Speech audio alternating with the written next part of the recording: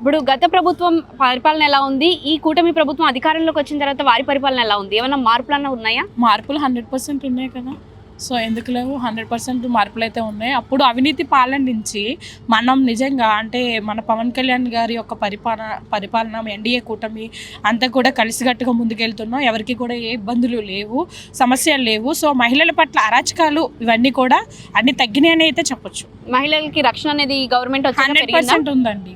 పెరిగిందా? 100% అంటే ఎక్కడన్నా అన్యాయం జరిగితే పవన్ కళ్యాణ్ అక్కడ నేను ఉంటాను అన్నారు. ఆ మాట ప్రకారం ఆయన నిలబడుతున్నారు. ప్రతి ఒక్క జనసేన నాయకులు కూడా అక్కడ నిలబడతారు. అంటే పవన్ కళ్యాణ్ గారు ప్రతి చోట ఉండలేరు కాబట్టి జనసేన జెండా పట్టుకున్న ప్రతి ఒక్క కార్యకర్త అట్లానే పనిచేస్తారు.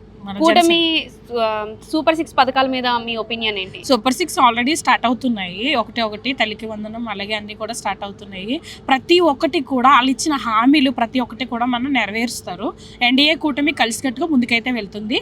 సో ఇదే విజయం ఘనంగా ఇంకా ముందుకెళ్తుంది. సో ఇప్పుడు 11 సీట్ల వాళ్ళకైతే మనం చెప్పాల్సిన అవసరం లేదు. వాళ్ళు మన పరిపాలన ఏంటన్నది చూస్తున్నారు కదా. అంటే వైఎస్ జగన్ పవన్ కళ్యాణ్ మీద కామెంట్స్ చేశారు కదా, నీకు ఎమ్మెల్యేకి తక్కువ కార్పొరేటర్కి ఎక్కువ, నువ్వు ఒక్కసారి జీవితంలో ఎమ్మెల్యే అయ్యావు. దాని మీద మీ ఒపీనియన్ ఏంటి? ఒక్కసారికి అయినా 1000 మంది హృదయాలను గెలుచుకున్న ఒక నాయకుడి కోసం మాట్లాడే అర్హత ఆయనకి లేదని అయితే మనం చెప్పొచ్చు.